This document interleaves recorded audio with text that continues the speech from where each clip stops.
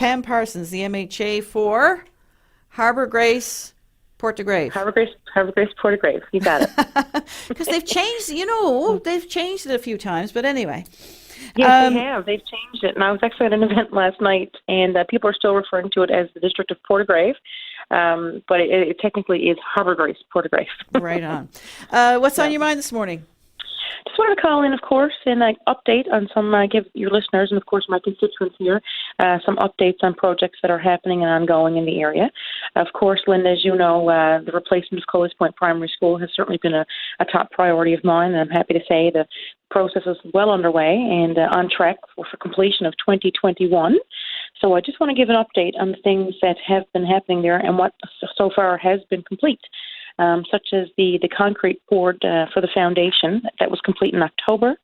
The structural steel framing and the joint installation is nearing completion now. The roof installation and exterior work has begun. Mechanical and electrical work underground is almost complete in the classroom section. And also happy to say that the people working on the school, 36 local workers, from Newfoundland and Labrador, ultimately here in the area at the region of Conception Bay North, are the people, the professionals who are working on this project. When will it open to students? 2021 is the big finish date. I'm told that things are on track. And it's going to have 18 classrooms, of course, a gymnasium, the music room and cafeteria, amongst all the other, modern amenities that are needed in a learning facility today. So it's something that, I'm very happy to see. And we've all had to band together here. As you know, residents here in the region have been lobbying and have been making their voices heard on this for years and years. Oops, what happened? We lost Pam Parsons. She was right in the middle of her... Have we lost the line? Anyway, that might be her calling in again, Greg. I'm not sure. But we lost Pam Parsons telling us about Collis Point Primary. Of course, that's an ongoing project in that district. It means a lot to the people in the area, no doubt. It's a bit of a growing area, and the need for a new school was essential. Here we are back again.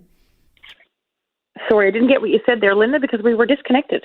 Yeah, something happened. The line just dropped out for some reason. I didn't touch anything here, so it just dropped out. But Pam, I was going to ask you, how many students will this accommodate? Currently now, the student population varies between, sometimes it's upwards of 350 here in the area. So there are 18 classrooms, to accommodate those students from kindergarten to grade 3. So, we can't wait to open up the doors. It's just adjacent to Amalgamated Academy here in the town. And if anybody driving by, if they can look in, they can see the activity that's happening there. So I'm really looking forward to this. I mean, it's a long time coming. Better late than never, I say. And we're really looking forward to this out here. What else is happening in the district? Well, it's that time of year, of course, where road construction is cooling off, and right now it's moose hunting season, as you know. I mean, a lot of people, of course, have licenses, and I've seen a lot of pictures on social media of people who have successfully, got their moose. And did you notice though that Facebook is blocking some of those out for violent images? I haven't noticed this. But, it's true. I have people who have been sharing their moose hunting pictures, and Facebook is filtering them, saying, this may include violent or graphic imagery, and it's just somebody sitting there next to their quarter of a moose, right? Yeah.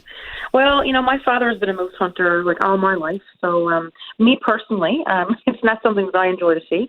But having said that, it's certainly humane practice. And as you know, Linda, we have a lot of moose. People say, you'll hear both debates. Population is dwindling, but you'll hear on the other side, we have too many moose. And we can attest to that, what we see on the roads. I mean, here on the Veterans Memorial Highway, for example, in the Road Line area, it's a passageway, for moose. I can remember one night I was traveling out from the House of Assembly just last November, coming out to an event actually here in the district in November. And, thank God, and I was able to see that moose in time, but I was only probably about 20 feet away from that big bull moose that was in the middle of the road, and it was a black, rainy night. So, it was hard to see. Thank God I was able to catch that moose. I stopped right away. I put on my emergency flashers. Unfortunately, however, a driver behind me pulled out and passed me as I was stopped and had to swerve and almost hit that animal. Wow. So again, It's terrifying, isn't it? It certainly is. And I mean, if you've come close to them, they're large animals, but they're like rabbits with their agility. They can pop out on the road and change direction literally in the shake of a tail. And I mean, we can never be too careful, of course, especially this time of year at dark. So that said, there's some important brush clearing happening here in our district, Harbour Grace, Portagrave. The contractor's beginning work actually just last week. It's 15 hectares being cut along Route 70 between Bay Roberts and Harbour Grace, and 5 hectares on Route 73, which is the Tilton Bay lines. And I'm also pushing to have some brush clearing done on Cranes Road between Upper Island Cove and Spaniards Bay, because over the years, of course, these areas are growing in, they're filling in. And as you know, those animals, they pop on the road, you don't see them. And, until they're there. And we know we've lost too many people to moose on the road. Too many people have had accidents, with moose collisions. So we have to do our part, of course, to be very careful and to be aware. And there was always moose in that, down in the bottom there, where with all the alders along the sides, there was always moose crossing in between there on Cranes Road back in my CHVO days. So, I know all too well about that. Pam, we have to leave it right there, but thanks for your call this morning. Thank you very much, Linda. You take care, and I look forward to speaking to you again. Alrighty. Bye-bye. Thanks.